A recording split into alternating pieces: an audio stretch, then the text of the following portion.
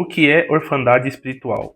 Orfandade nada mais é do que um comportamento que ele foi criado a partir de uma ausência ou de uma falta, um cuidado paterno que gerou uma espécie de falha na percepção da pessoa. Então a pessoa, mesmo ela sendo cuidada, mesmo ela sendo amada, mesmo ela sendo acolhida, ela não se sente dessa forma.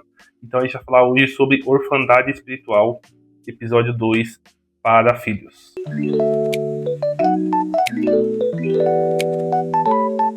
Seja bem-vindo ao Será que é Útil? Aqui é o Nicolas e esse é o Para Filhos, de filho para filho, de pai para filho.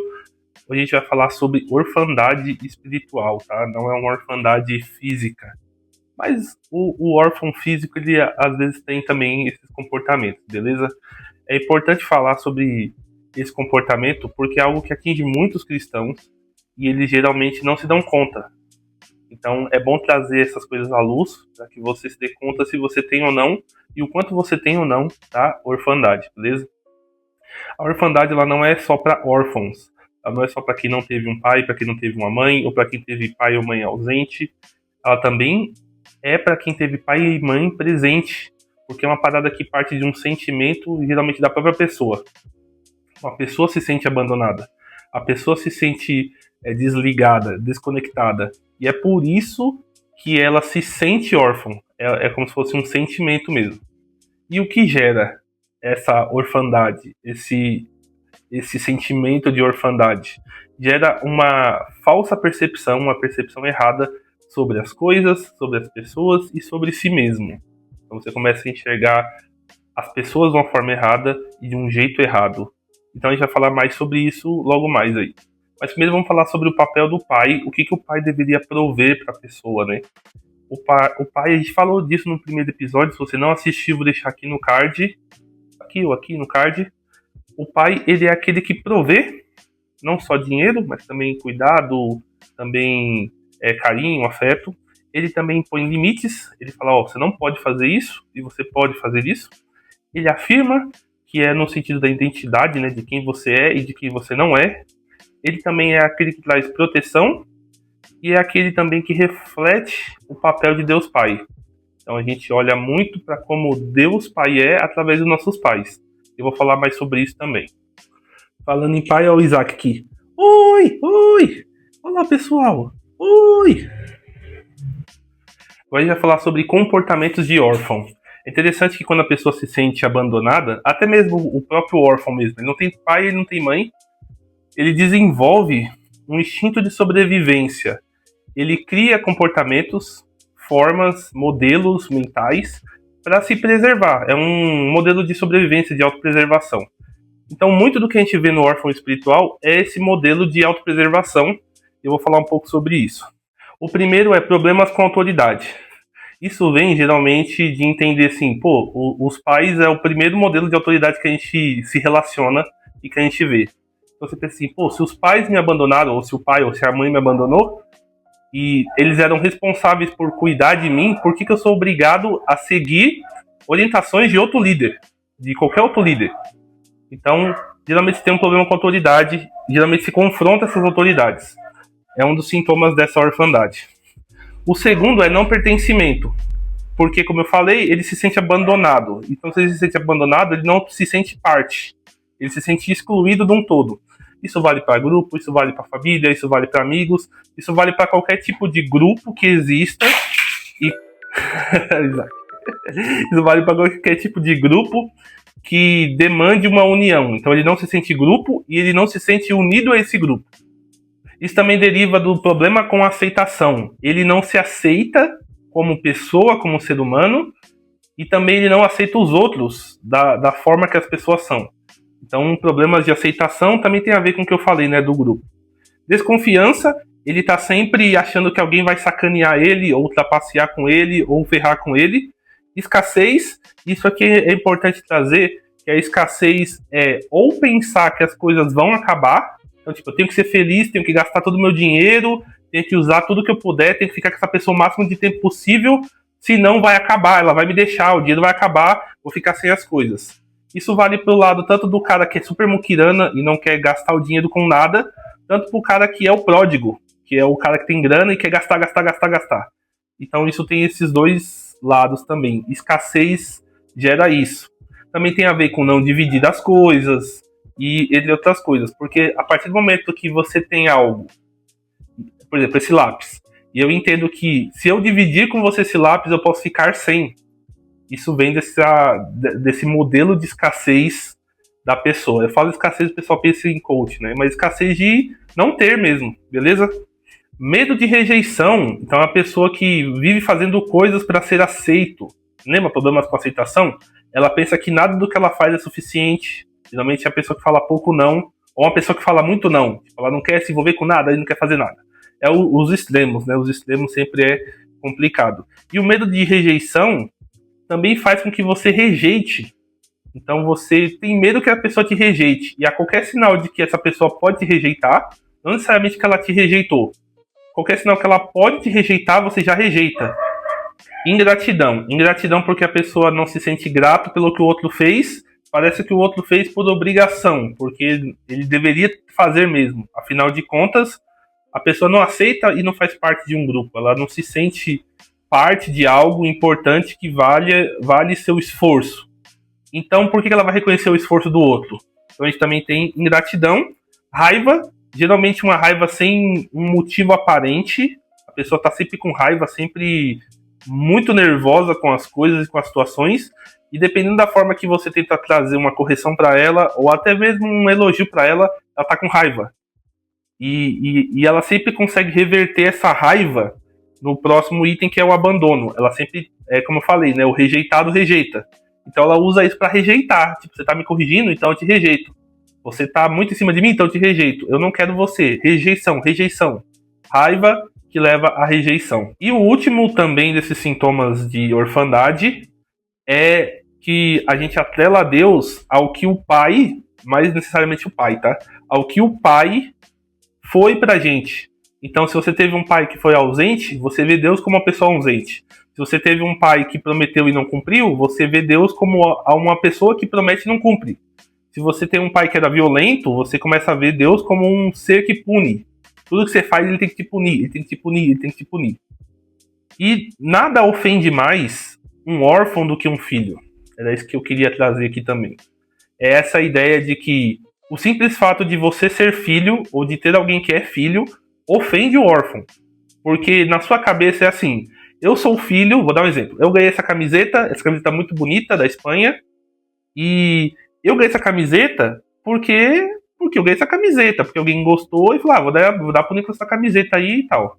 Na cabeça da pessoa que tem essa orfandade, funciona assim: o cara não gosta de mim, por isso ele deu essa camiseta pra ele e não pra mim. É essa parada de que, tipo, eu sou menos aceito. Eu sou menos, eu sou menos, eu sou menos, eu sou menos. Ou eu sou mais, né? Eu sou mais odiado. Esse sentimento de que o outro é cuidado e, na verdade, eu não sou. Isso geralmente causa revolta, causa inveja, causa várias coisas ruins. O exemplo que eu gosto de dar é o exemplo de Caim. Caim matou Abel porque ele se sentiu menos. Ele achou que Abel era mais filho do que ele, aí ele vai e mata. Os irmãos de José também, ele entende que José é muito mais amado do que eles. E eles resolvem fazer maldade com José. Mas aí como resolver, então, toda essa parada aí? Porque a partir do momento que você sabe e que você entende que tem um problema, um pouco do que o Nicolas falou aí, eu realmente tenho essa parada. Então, como resolver? Mas antes de como resolver, eu queria pedir para você se inscrever no canal, deixar também um likezinho. Quem é filho, deixa o like aí. Só quem é filho, hein? Só quem é filho, tô de olho. E comentar se você tem ou não, se você teve dificuldades ou não para resolver isso. E como resolver? Primeiramente, entendendo que é tudo um processo, cara. Você não vai deixar de se sentir órfão, de se sentir abandonado da noite pro dia. É um negócio que leva um tempo. E você tem que entender que leva um tempo. Segundo, é aceitar Deus como pai. É começar a olhar essa percepção. Leia livros sobre paternidade, leia livros sobre rejeição. Eu sempre vou deixar aí no comentário fixado ou na descrição algum livro falando sobre isso. Estude mais sobre paternidade de Deus, sobre por que Deus é pai, por que Deus nos ama, por que Deus nos adotou como pai.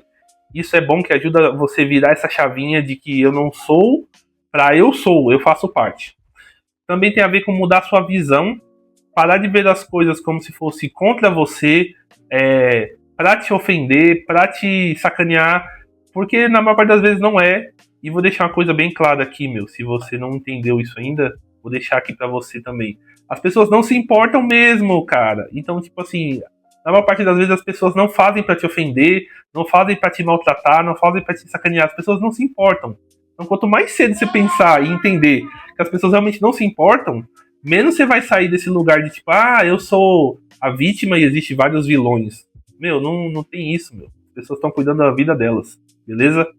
Uma outra coisa que você pode fazer é se curar do passado. É orar para Deus trazer essas memórias que te levaram a esse lugar de orfandade e entregar para Deus esse lugar. Pô, Deus, meu pai fez não sei o que eu me senti abandonado. Minha mãe fez não sei o que eu me senti injustiçado. Entregar isso pro Senhor e Ele vai te devolver essa parada remida, essa parada curada. Então, se curar do passado, beleza? Entender também que seus pais, eles só te deu aquilo que eles tinham. Então, se eles não tinham, não tem como eles te dar. Não tem como eu te dar R$1 bilhão se você não tem R$1 bilhão, entende? Isso vale para afeto, isso vale para cuidado, isso vale para atenção, isso vale para várias outras coisas. Eles estão tão... eu vou usar um termo aqui que não é cristão, né? Que são crianças como você. Então, são pessoas que passaram por coisas ruins e que muitas vezes não sabem te trazer essa parada que você está esperando. Depositar essa expectativa, essa ânsia em cima dos seus pais, ou em cima de quem cuida de você, se não for os seus pais, é ser desonesto. Primeiro com você, por querer tanto e depositar tanta ânsia, tanta expectativa em alguém que não vai poder te satisfazer, porque homens não podem nos satisfazer. O vazio que a gente tem só vem e só pode ser preenchido por Deus, como diz a Bíblia. Deus colocou em nós o anseio pela eternidade, e também com o outro, porque a gente quer tanto e espera tanto do outro e a gente acaba se frustrando. A gente pode também perdoar, a gente perdoa as pessoas que nos rejeitaram, perdoa nossos pais, sabendo que eles só puderam dar aquilo que eles já tinham. A gente libera perdão a todos que nos machucaram. Perdão é um ato de libertação, é um ato de estar mais limpo, de ser filho. Agir como filho e sair do papel de órfão, sair desse lugar de tipo, todo mundo faz porque não gostam de mim. Meu, sai desse lugar, é um lugar que não faz bem pra você. Você afasta as pessoas e, consequentemente, você vai falar que as pessoas se afastaram de você. Então, tipo, é um ciclo vicioso, né? Conviver com Deus, Pai, e aceitar seu cuidado. Muitas vezes Deus quer nos dar presentes, quer nos acolher, quer nos abraçar, quer estar conosco, mas a gente muitas vezes não quer e a gente rejeita ajuda, rejeita bênçãos, rejeita coisas. Então não rejeite, saia desse lugar de órfão, saia desse lugar de rejeição, de não querer as coisas.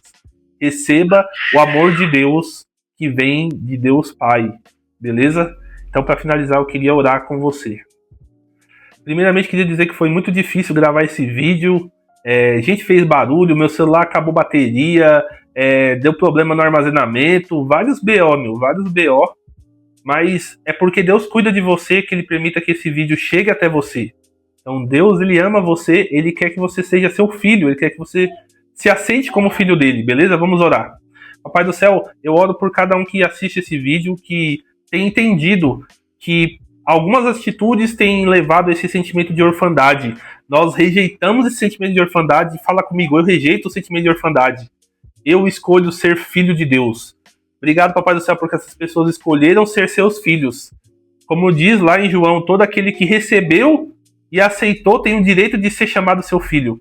Obrigado, Papai do céu, pelo amor que tem tocado nessas pessoas, porque elas têm recebido esse amor, mais desse amor. Empodera elas, Pai, com teu amor, em nome do Senhor Jesus. Os protege, os guarda e que a cada dia eles entendam o quanto eles são amados pelo Senhor, que é um bom Pai. Em nome de Jesus. Amém. Pessoal, muito obrigado por ter assistido esse vídeo. Foi muita luta aqui, mas espero que esse vídeo te alcance e que esse vídeo transforme sua vida, esses entendimentos, assim como eles têm mudado a minha percepção sobre as coisas também. Se você não é inscrito, se inscreve, Comenta aí o que tocou em você, o que você acha que você pode melhorar e tudo mais, beleza? Obrigado por assistir e até uma próxima. Tchau!